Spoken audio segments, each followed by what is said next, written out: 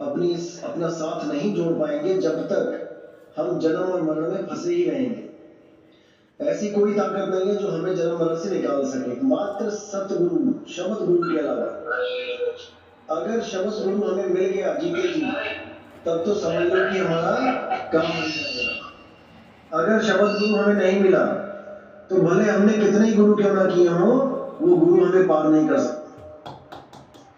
क्योंकि जितने भी गुरु हैं वो सब देही गुरु हैं। जितने भी संसार में गुरु आए हैं वो सब देही गुरु हैं, और वो हमें देह तक का ही ज्ञान दे सकते हैं। देह तक का ज्ञान दे सकते हैं मतलब अगर उनको शब्द गुरु अटैच नहीं हुआ, यानी प्रथम दीक्षा परमात्मा ने नहीं दी है, तो वो किसी ना किसी गुरु को ही परमात्मा मान के या परमात्मा सिद्ध करके आपकी और हमारी श्रद्धा वहीं जोड़ देते हैं।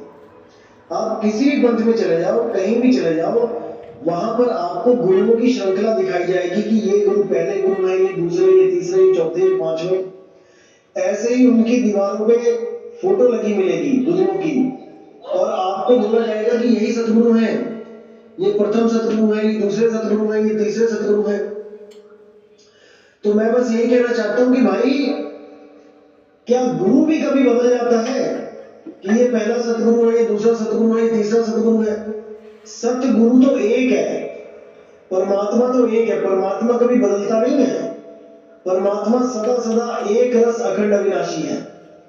वो जैसा सतयुग में था वैसा ही द्वापर में है, वैसा ही कलयुग में, वैसा ही त्रेता में। हर युग में एक सा होता है, वो कभी बदलता नहीं है। वो रंग रूप से भी न्यारा होता है, उसका कोई रूप रंग नहीं है। वो शब्द गुरु है, वो अखंड नाद है, एक ऐसी नाद है जिसके द्वारा इस सृष्टि का सारा सर्जन हो रहा है, जिसके द्वारा ही सारी सृष्टि चल रही है। बिना शब्द की शक्ति के ये सूरत रूपी जो है, ये कभी देह नहीं धारण कर सकती, ये कभी किसी शरीर को धारण नहीं कर सकती। क्योंकि जितने भी खंड ब्रह्मांड चल रही है, सब शब्द की शक्ति से ही टिके हुए हैं। शब्दी धरती, शब्दी आकाश, शब्दी शब्द भया प्रकाश, सगल सृष्टि शब्द के पाछे, नानक शब्द घटे घटे आछे। जितने भी खंड ब्रह्मांड है, ये सब शब्द की शक्ति से ही चल रहे हैं। अगर शब्द नहीं तो कुछ नहीं। लेकिन हम जब से शब्द से बिछड़े हैं, यानी हम अपने मूल स्वरूप से बिछड़े हैं, तब से हम जन्म और मरण में उलझ गए हैं। हम बार बार कोई ना कोई देह धारण कर रहे हैं, बार बार इस जन्म मरण में आ रहे हैं, बार बार हम किसी ना किसी गर्भ में जा रहे हैं, केवल इसी लिए क्योंकि हमें नहीं पता कि हम इस शरीर को छोड़ के जाए तो जाए कहां। इतना तो सबको पता है कि शरीर तो छोड़ना ही है, लेकिन ये नहीं पता है कि शरीर छोड़ के जाए कहां। इसीलिए जीव भटका खा रहा है। अगर उसे ये ज्ञान हो जाए कि मैंने शरीर छोड़ के कहां जाना है, तो भटकने का कोई मतलब ही नहीं बनता। उसके बाद वो भटक नहीं सकता। इसलिए बोला साहिब ने कि त्रिकुटी मध्य ध्यान लगाए, कहो कहां को जाए, और द्वार न पावे शब्द का, फिर भटका खाए। जितने भी पंथ, जितने भी समाज हैं आज के टाइम में, वो सब त्रिकुटी का ही ज्ञान देते हैं कि परमात्मा कहां विराजमान है, दोनों भावों के बीच में, दोनों आंखों के बीच में ध्यान लगाओ और वहां परमात्मा की ज्योत दिखाई देगी। परमात्मा गुरु के स्वरूप बना के आएगा, गुरु की शक्ल धारण करके आ जाएगा और आपको जन्म मरण से मुक्त कर देगा। यही ज्ञान सारे पंथों में चल रहा है। इसलिए साहब ने कहा त्रिकुटी मध्य ध्यान लगाए और कहो कहां को जाए। कहां जाओगे? त्रिकुटी में ध्यान लगा रहे हो, कहां जाओगे? द्वार न पावे शब्द का, फिर भटका खाए। वो शब्द द्वार जब तक नहीं मिल जाता, ये जीव भटका ही खाएगा। इसको बचाने वाला कोई नहीं है। लेकिन जितने भी गुरु मिल रहे हैं, वो शब्द के नाम पे क्या देते रहे? 52 अक्षर। 52 अक्षर ही शब्द पकड़ा देते हैं।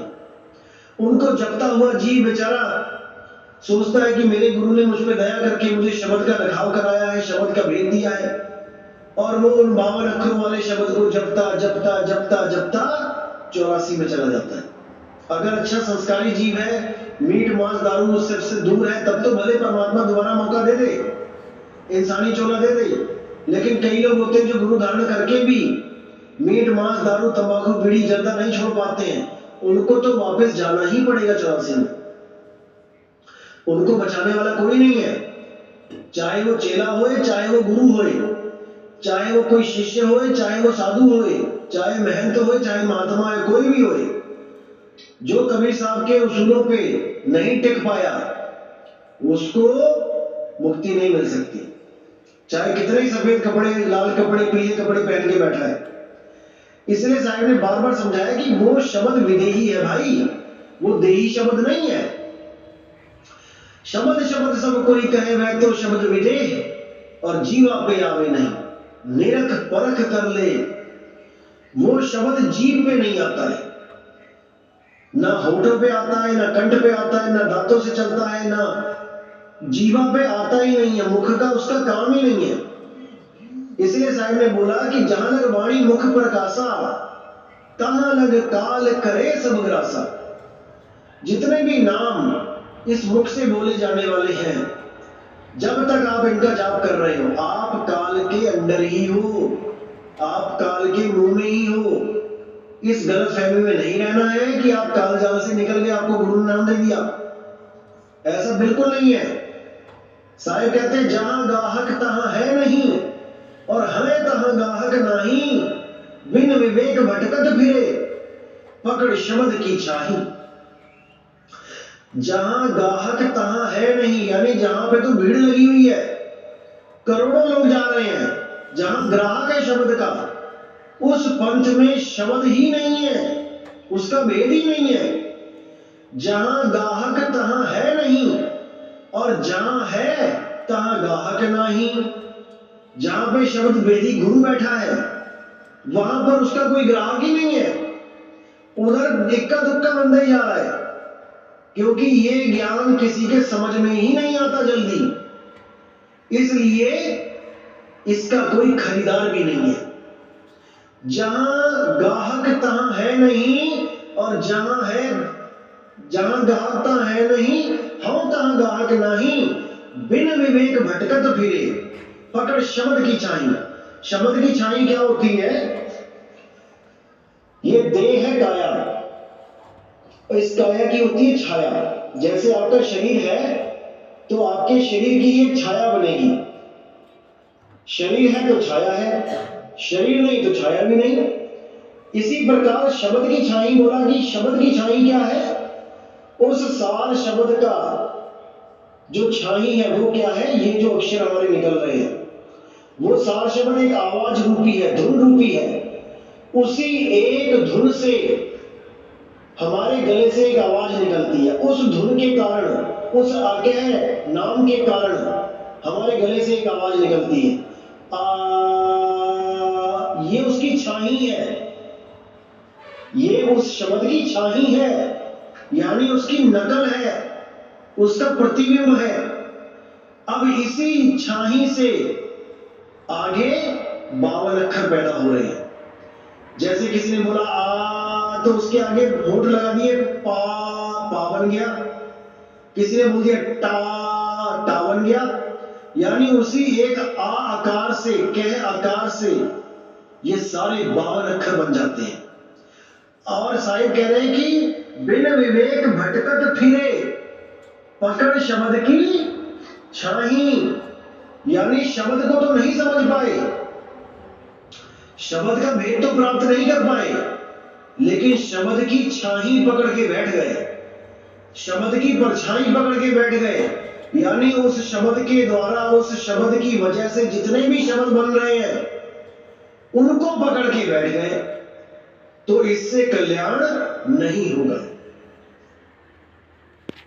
मैंने बिल्कुल क्लियर कर दिया, 52 अक्षर जीव आधारा, और आदि अक्षर जीभ्या से न्यारा। ताही को सत सिमरण कहिए, और सिमर सिमर नर उतरो पारा। उसी को सत्य, उसी के द्वारा आपका जन्म और मरण खत्म होगा। नहीं तो आप दोबारा 84 में चले जाओगे, पता नहीं कौन कौन सी जूनों में आपको जाना पड़ेगा, कुत्ता बिल्ली बकरा हाथी घोड़ा शेर सांप, पता नहीं क्या क्या बनना पड़ेगा। कुछ लोग कहते हैं किसने देखा? अरे भाई गली से बाहर तो निकलो, कोई ना कोई गली में कुत्ता दिखाई दे जाएगा, कोई ना कोई बिल्ली चूहा दिख ही जाएगा, घर में छिपकली दिख जाएगी, तो दिख ही रहा है, और क्या दिखाया जाए? वो भी तो तुम्हारी तरह चल रहे हैं, खा रहे हैं, पी रहे हैं, तुम्हारी तरह ही सब कुछ काम कर रहे हैं। और क्या दिखाया जाए? अभी भी नहीं समझ पाओगे तो कब समझोगे?